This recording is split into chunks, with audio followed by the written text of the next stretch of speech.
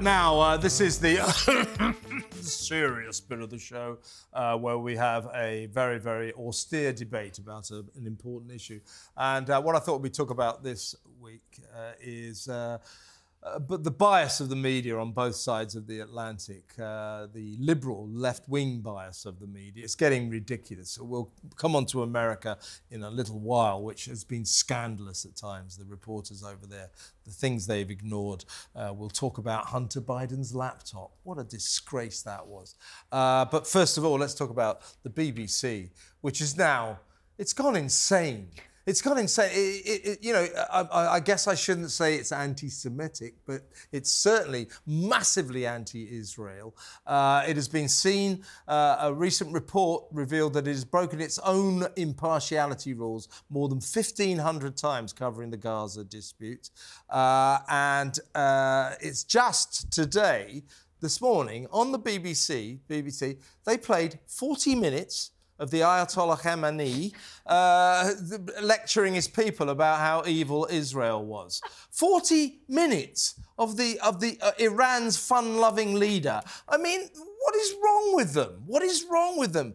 They are so biased. It is a national scandal. Three major Jewish groups last week came out, including the Chief Rabbi of Britain, came out to say they're calling for a judicial review inquiry into the BBC's extraorinarily biased reporting. It's getting to be a problem, isn't it, Samara? It really is. I was actually just bringing up, I was on Spotify to listen to Newscast, which is a BBC podcast, and it goes, Jeremy Bowen's Hamas interview. Today, Jeremy Bowen has had an interview with a senior member of Hamas. It was recorded on Tuesday. Sorry, we're now platforming senior Hamas leaders. That's today. That's just come out. Yeah. This is ridiculous. Simon, why? And we don't know who's watching. Impressionable people, second-generation people. Yeah. Why won't the BBC call Hamas and Hezbollah what they are? A bunch of low-life terrorists. I think they say that they... No, they won't. No. They call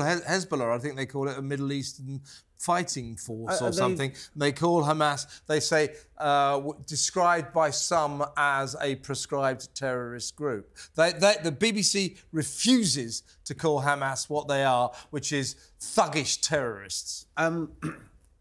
Look, I am not... I have worked for the BBC. I have too. You know, I've worked for the BBC. I think the BBC is a very, very precious organisation, and I think we would miss it if we didn't have it. And I understand that, they have an incredibly different. Why is it a precious organisation? And I understand that they have an incredibly difficult job to do, because the BBC is not just BBC News. It's a collective. Yeah, like locking up old ladies for not paying. Old ladies for not paying their TV. And it goes across very precious, very precious. Earlier this year, I was at the House of Parliament on a committee to report on a committee that studies bias in the media against Muslims, and I also was on a board that looked at both sides, bias in the media against Jewish people and bias in the media against Muslims. And they invited a lot of news organisations. Did they say the BBC were biased against the Muslims? And they invited a lot of news. That's a laugh. They invited a lot of news organisations there to talk about it, and people from both groups are there talking about it. Obviously, the Muslim community feel that they're being that there's a massive wave of Islamophobia, and the Jewish community think there's a massive wave of anti-Semitism. Well, they should stop calling for Sharia law then, shouldn't they? Trying to navigate a path between that. It is so difficult from what is considered to be... Look, that's not what we're talking about. No, but we're talking about... But that's what I'm saying. All right, yeah, well, bollocks to that. We're talking about the BBC being biased against Israel. Yeah, and left-wing bias. We're talking about them... It's admitted, the BBC admitted after its absolutely extraordinary biased coverage of the Brexit debate before the referendum, it admitted that it had crossed the line and had been prejudiced. But also because... Yeah, wait a second, let Samara talk. Well, this is going to happen again. I think that all I keep hearing when I do tune into the BBC is, we need to get both sides of the story out. We need to hear both sides of the story. Though. Sorry, we don't need to hear both sides when one side is a democratic nation and the other side is a terrorist government. We don't need to hear both sides. I'm sorry. I don't want to hear health statistics from Hezbollah. But the point That's what they're quoting. The point is, Samara, they don't give both sides of the story. You know, their coverage of Gaza has been a disgrace. They call everybody that opposes Israel freedom fighters. They just put the bloody Ayatollah from Iran on for 40 straight minutes. Underneath it said, the strap underneath it, I'll look that up, you talk, and I'll find it. But it is, I mean, we've got to admit that this is news and that there's a place... No, that's not news, that's propaganda. The Ayatollah making that speech is news, and they doesn't call it need to be propaganda. Here's what you do. Simon. Here's what journalists do when some old bearded bore like the Ayatollah stands there for 40 minutes talking about the infidel and the Israeli dog and they will pay and all that. Here's what you do. This is what journalists do.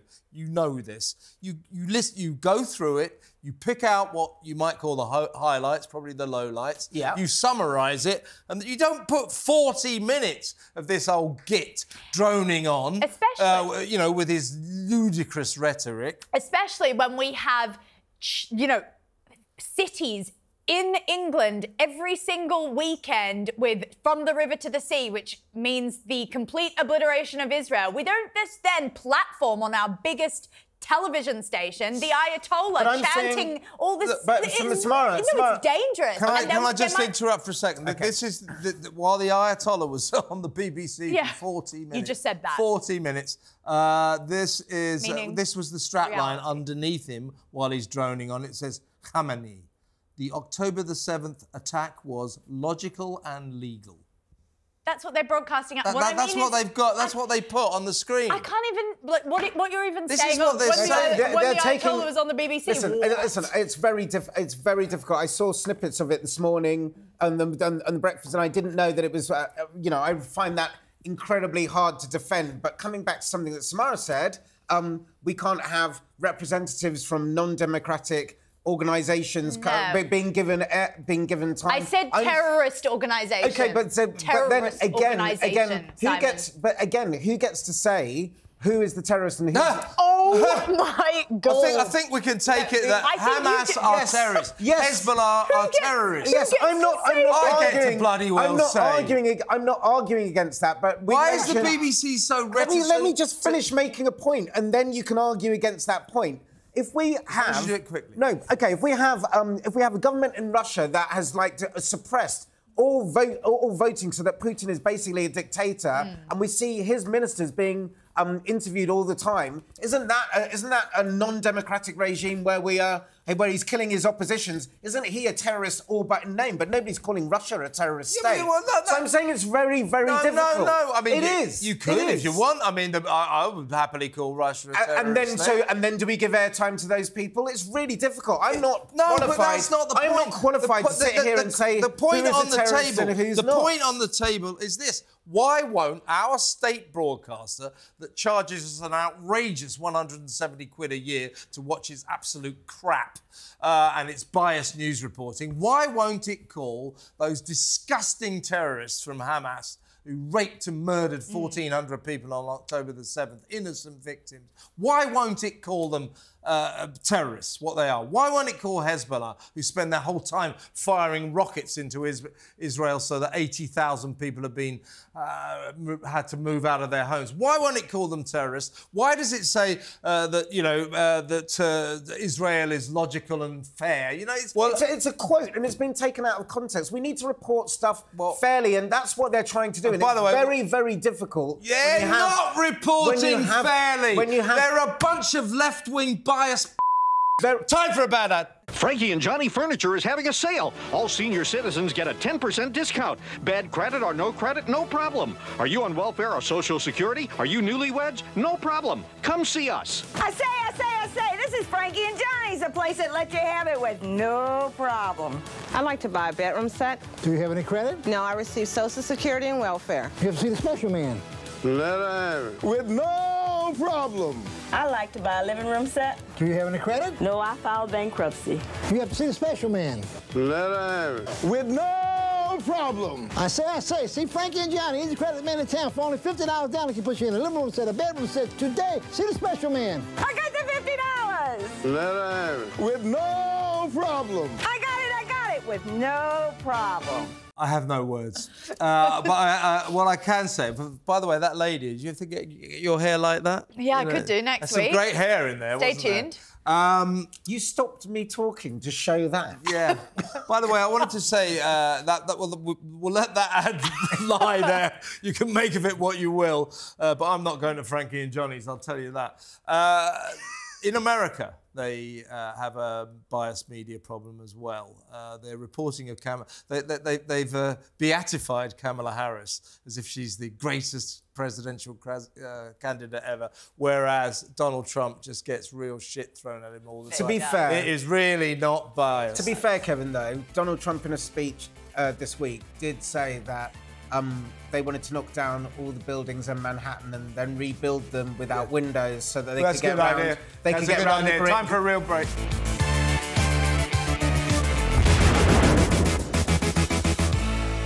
What just happened?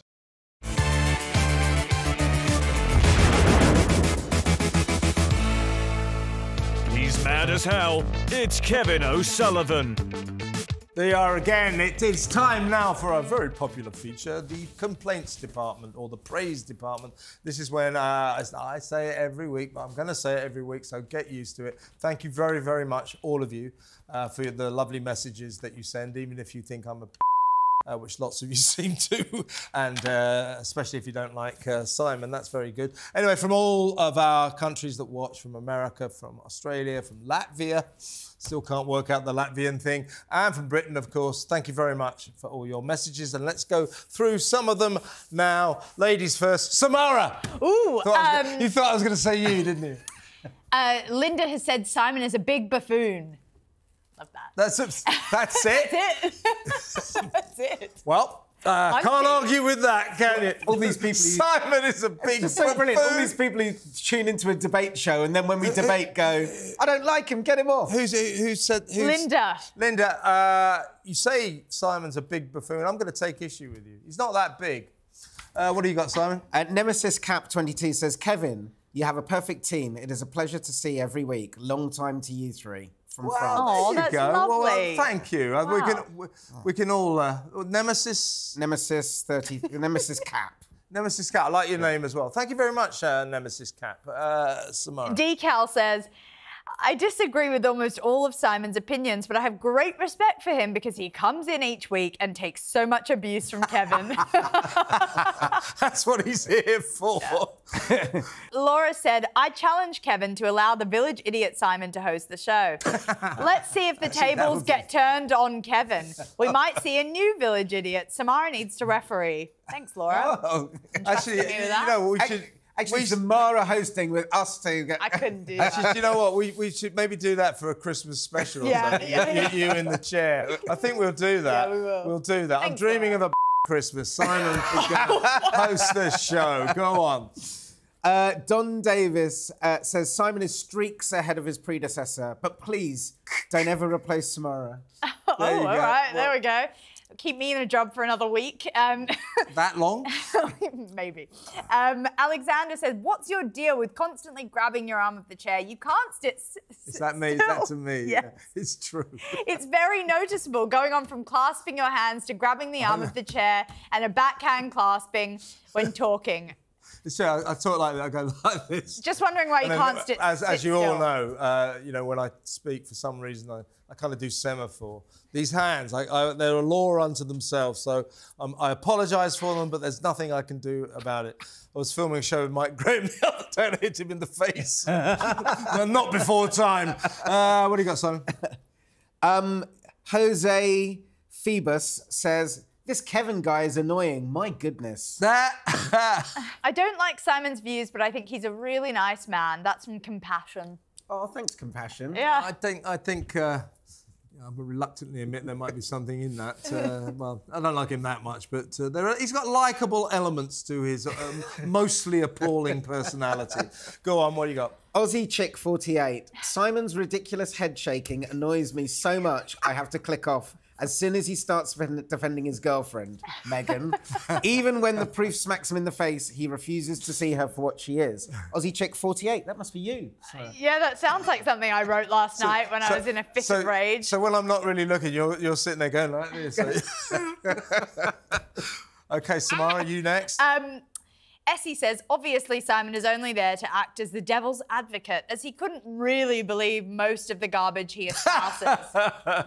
Yeah, spoiler alert, I do believe it. I'm not devil's advocate. That is true. And I want to debate with people, not call them names. Wait a second, let me get this straight. So the crap you come out with, you actually believe? Yeah, I believe most of Most of what I say. Not all of it, though. Yeah, not I'm all about of to it. say, I believe most of what I can say when I can keep up with you asking me question after question as I'm saying it. Go on, then. Give us your next entry. Delilah has said, the young girl is very intelligent. All right, thank you.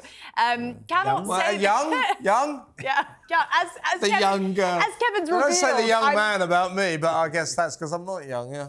As Kevin has revealed, I am about 50 years old. There's basically a massive thing tying my skin back. She's got a year for every facelift. And then she says, cannot say that for the scruffy, unshaven idiot who wants to get rid of freedom of speech. I loved it when you told him to f*** off. All right. Well, I do that about 20 times a show. Erica Nell says, such a bad host. No manners. Don't give his co-host chances to speak. Yeah, I know. Well, there you go. Or finish speaking. There you go. Yeah. There you go. I'm going to have to interrupt you there with another bad ad. Hey, I'm Scott Donahue of Foreign Motors Kia. You know, I heard you tried to buy a new car, a minivan, an SUV from someone other than me. Shame. So there I was, standing all alone by the telephone. I was waiting on your call, but you didn't call. You didn't call me at all. Got to be a shame. No, you hurt me. That is it for another episode of our multinational show. What just happened? A big thank you to Samara Gill. A far less big thank you to Simon London, the village idiot. He'll be back next week.